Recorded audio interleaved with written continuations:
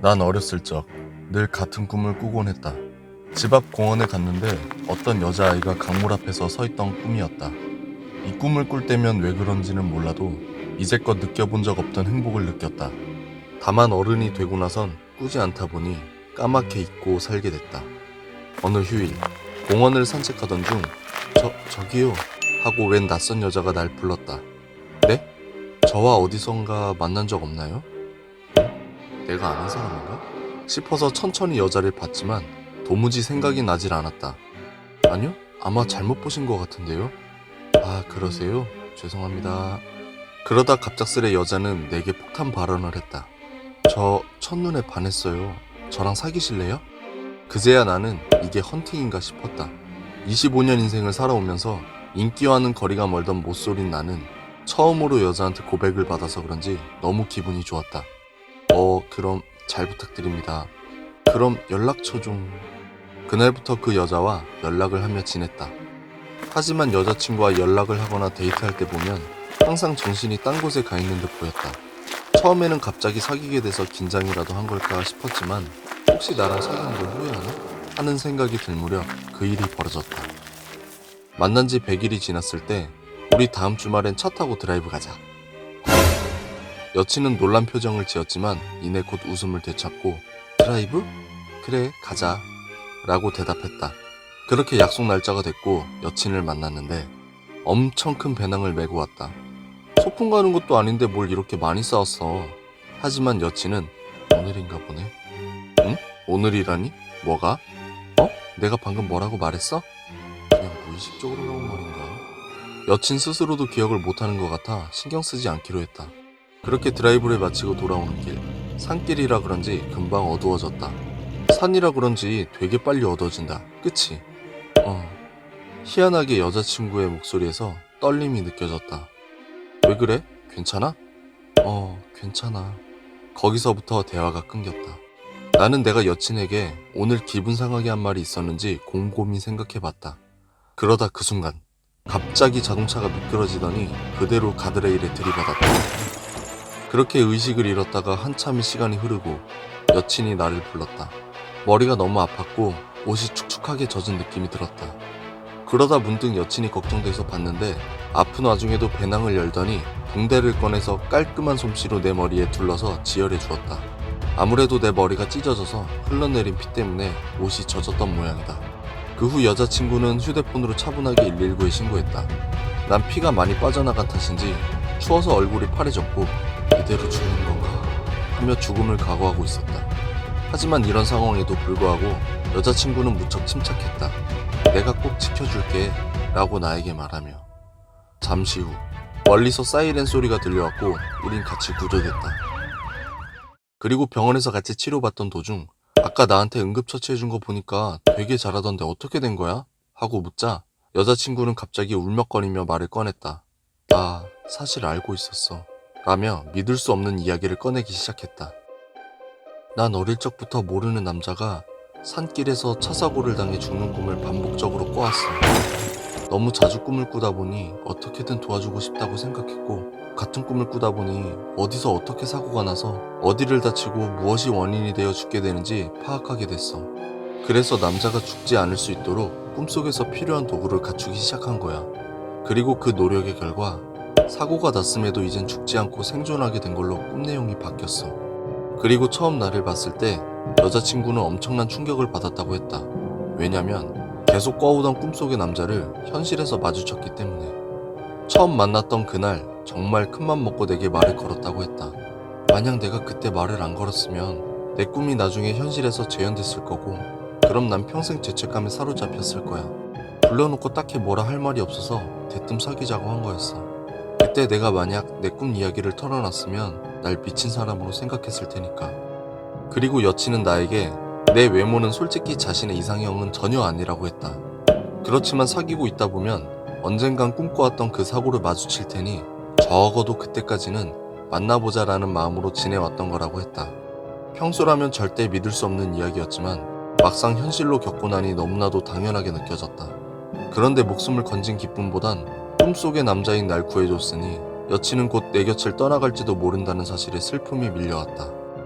혹시 이제 날 떠날 거야? 넌 어떻게 하고 싶은데? 난 절대로 헤어지고 싶지 않아. 진심으로 널 좋아하니까. 난 절대로 여친과는 헤어져선 안 된다는 예감이 들었다. 나도 너가 좋아졌어. 그러니까 앞으로도 잘 부탁해. 그로부터 1년 뒤, 우리는 결혼했고 곧 아기도 태어났다. 어느 화창한 날, 이제는 아내가 된 여친과 4살 된 딸은 피크닉을 간다는 사실에 기뻐했다. 그리고 공원에 도착했고 딸이 강물 앞에 서 있길래 위험하니까 이리 오라고 말하려 했던 그 순간, 난 충격에 온몸이 굳어버렸다. 왜냐면 어린 시절부터 반복해 꾸었던 꿈속의 그 장면이었기 때문이다. 이제서야 퍼즐 조각이 맞춰지듯 모든 것이 딱 맞아 떨어졌다. 아내가 날 도와준 꿈도, 내가 아내와 결코 헤어지면 안 되겠다고 느낀 것도, 이 모두가 내 딸 때문이었단 사실을. 그리고 어렸을 적 그 꿈을 꾸고 느꼈던 행복감은 아버지가 돼서 느꼈던 감정이었던 걸 깨닫게 됐다. 아마도 내 운명은 이미 정해져 있었던 것 같다. 난 곧 대학생이 되어 자취를 하게 될 상황에 놓이게 됐다. 하지만 월세가 하나같이 다 비싸서 좌절하고 있던 도중 부동산 아줌마가 말했다. 학생, 방이 하나 남은 게 있긴 한데. 그래요? 근데 거기도 비싸지 않나요? 그게 월세는 저렴한데 지은 지가 30년이 넘어서 일부러 처음부터 추천을 안 했거든. 아, 괜찮아요. 집이 형편이 어려워서 싸기만 하면 돼요. 그래? 그럼 그 집 직접 한번 보고 그래도 마음에 들면 계약하는 걸로 할까? 네, 아줌마. 그리고 방을 보러 갔는데 확실히 오래된 집이라 그런지 쾌쾌 묵은 냄새가 나긴 했지만 도배는 깔끔하게 해놔서 그런지 벽이랑 장판은 깨끗했다. 이 정도면 훌륭한데요? 그래? 요즘 젊은 세대들은 오래된 집을 안 좋아하는데 학생은 마음에 드나 보네? 어휴, 이 정도면 너무 훌륭하죠. 이 집으로 계약할게요. 얼마 후 난 대학에 입학했고 자취를 시작했다. 그리고 한 달 정도 지났을 무렵 천장에 뭔가 검은 점 같은 게 보였다. 뭐지? 바퀴벌레인가? 가까이 가서 살펴봤는데 그냥 얼룩 같은 점이었다. 다음날 아침에 눈을 떠서 천장을 봤는데 어제 봤던 검은 점이 더 커졌다. 윗집에서 물이 새나? 하긴 건물이 오래됐으니까 그럴 수도 있겠네. 난 수도가 새는 것 같다고 윗집으로 올라가 말하려 했다가 문을 두드려도 인기척이 없어 돌아가려던 그때 옆집 사람이 나오더니 학생, 그 집 며칠 전에 이사가서 아무도 없어. 왜 그러는데? 무슨 일이라도 있어? 아, 천장에 물이 새는 것 같아서 확인차 왔는데 아무도 안 사나 보네요. 그 집 아무도 없으니까 수도 새는 건 아닐 거야. 네, 감사합니다. 그리고 집에 와서 손으로 그 얼룩을 눌러봤다. 윗집에 아무도 살진 않지만 축축한 걸 보니 분명 물이 새는 게 맞는 것 같았다. 그렇게 날이 갈수록 검은 얼룩은 점점 커져만 갔고 방 안에서도 어디선가 모르게 썩은 내가 조금씩 나는 것 같았다. 혹시 천정에 있는 얼룩에서 나는 냄새인가? 난 다시 손으로 얼룩을 만져서 냄새를 맡아봤는데 이게 무슨 냄새야? 역시 얼룩에서 나는 냄새가 맞았다. 틀림없어. 이 냄새는 분명. 그리고 난 수도 화자 보수 업체에 전화를 안 하고 경찰에 신고했다. 어느 아파트에 한 남자가 살고 있었다. 그 남자는 오늘도 어김없이 단지 내 시끄러운 소리에 스트레스다. 301호는 신혼부부 때문에 밤마다 시끄러웠고 502호는 아이가 뛰어다니는 소리 때문에 돌아버릴 지경이다. 그리고 1902호는 도대체 왜 모두가 잠든 밤만 되면 세탁기를 돌려대는지 모르겠다.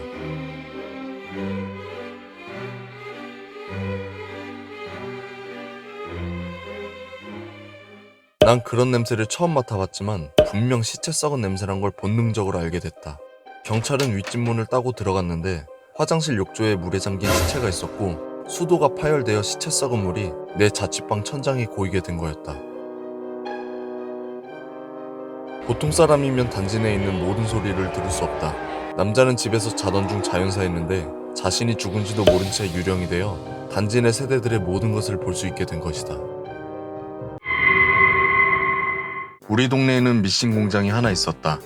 공장 내부에는 요란스럽게 미싱 소리가 매일같이 울려 퍼졌고 작업복을 입은 아주머니들은 매일같이 공장 안에서 미싱을 돌렸다. 점심시간엔 직원들이 공장 밖에 나와 빵과 우유를 먹으며 짧은 점심시간을 보내거나 음식점에서 점심을 해결했다. 그러던 어느 날, 그 미싱 공장에 화재가 발생했다.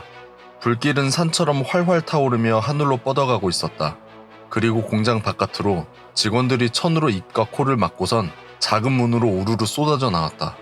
검은 연기 때문에 앞이 안 보이는지 직원들은 공장 밖 철조망 울타리까지 와서 부딪힌 뒤에야 자신이 밖에 나왔다는 걸 깨달았다. 이윽고 119에서 출동하여 불길은 제압했지만 연기 때문에 탈출하지 못한 직원 몇몇은 끝내 공장 내부에서 질식으로 숨을 거뒀다. 화재 원인은 공장 내부 창고에서 누군가 담배를 피고 나서 불씨를 제대로 안 끄고 버리는 바람에 박스에 불이 붙어 화재가 발생한 거라 했다. 경찰은 담배꽁초를 버린 사람을 찾고자 했지만 끝내 찾지 못했다. 다만 작업 시간에 창고에서 담배를 피울 만큼 여유가 있는 사람은 한 사람뿐이라며 사장 아들이 범인이라고 다들 의심했다. 애초에 사장은 비흡연자였고 사장 아들은 아버지가 안 볼 때면 창고에 가서 농땡이를 피우며 담배나 물고 있다는 사실을 모르는 직원들이 없었기 때문이었다. 하지만 심증일 뿐 직접적인 증거는 나오지 않아서 끝내 범인은 잡히지 않았고 공장은 문을 닫아버렸다. 공장 자체가 완전 전소되어 보수해서 사용할 수 있을 수가 없었기 때문이었다. 일이 이렇게 되자 공장 사장은 조만간 전소돼버린 공장을 철거하고 그 자리에 새 의류 창고 겸 매장을 크게 만들어 아들에게 운영을 맡기겠다고 했다. 그러자 우리 동네에는 대형 의류 매장이 없었기 때문에 동네 주민들이 쌍수 들고 반기며 매우 좋아했다. 그렇게 공장 건물은 철거일까지 당분간 방치하게 됐는데 그 사이 그 공장터는 동네 아이들에게 대단한 관심을 끌게 되었다. 주변에 변변찮은 놀이시설이 없던 동네 아이들에게 있어서 학교 운동장 다음으로 넓은 놀이터가 생긴 셈이었기 때문이다. 얼마 후 환한 주말 대낮에 동네 아이들은 축구공 하나를 들곤 3355 모여 그 폐공장으로 향했다. 학교 운동장은 고학년 형들이 쓰고 있어서 자리가 없었기 때문이었다.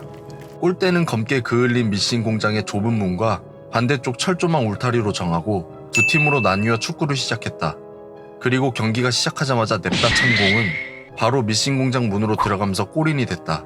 골키퍼가 운동신경이 없던 탓에 골키퍼를 시킨 건데 이렇게까지 둔할 줄이야. 팀원들은 골키퍼에게 너가 못 막은 거니까 빨리 공 가지러 갔다 오라며 다그쳤고 골키퍼였던 아이는 환한 대낮에도 어두컴컴한 공장 안으로 들어갔다. 그리고 다른 아이들은 골키퍼가 나올 때까지 기다렸다.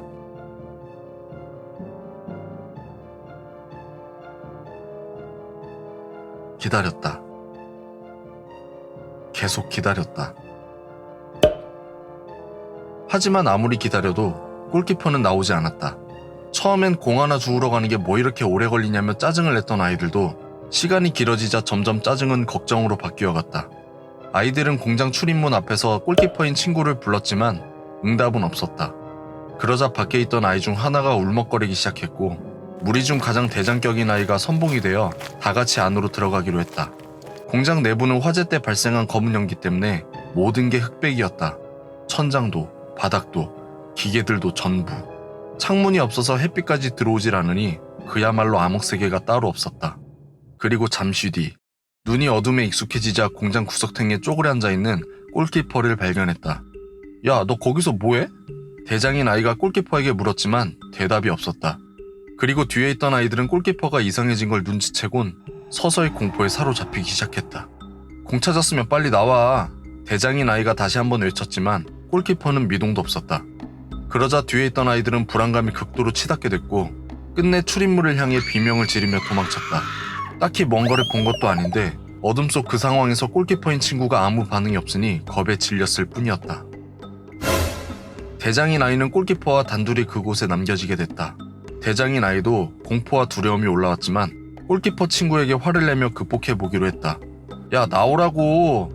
그래도 가만히 있자 결국 강제로 골키퍼 친구를 잡아채곤 밖으로 끌고 나왔다.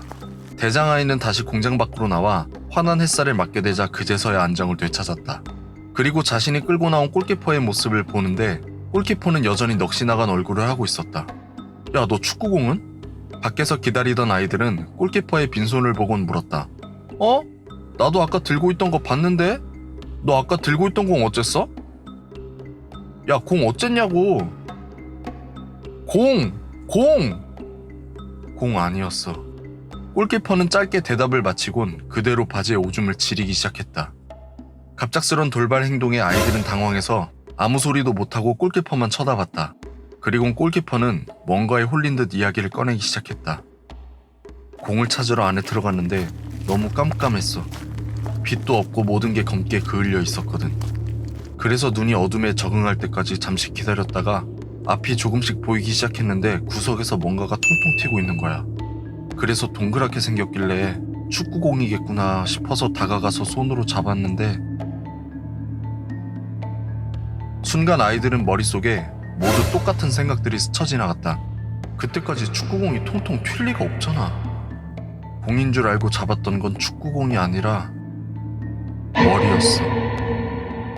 골키퍼의 검게 그을린 두 손에는 긴 생머리카락이 있었고 그걸 본 아이들은 무서워서 집으로 도망쳤다. 대장아이는 고개를 돌려 공장 출입문을 바라보았다. 그 순간 공장 입구에선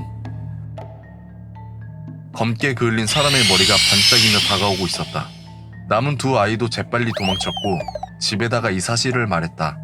그 사단이 벌어진 이후 그 동네 초등학교에는 아이들이 공장에 가게 하지 말라는 가정통신문을 보냈고 몇 달 뒤 그 공장 건물을 철거하고 새로 지은 창고형 의류 매장에서 사장 아들은 원인 모를 각혈을 토하고는 그대로 쓰러져 죽었다.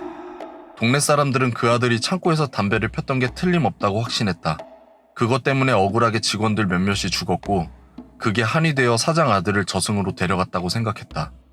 그리고 그날 골키퍼가 축구공인 줄 알고 불에 타버린 공장 안에서 잡았던 그 머리도 분명 사장 아들의 담뱃불로 인해 억울하게 죽은 직원이었을 거라고 생각하게 됐다.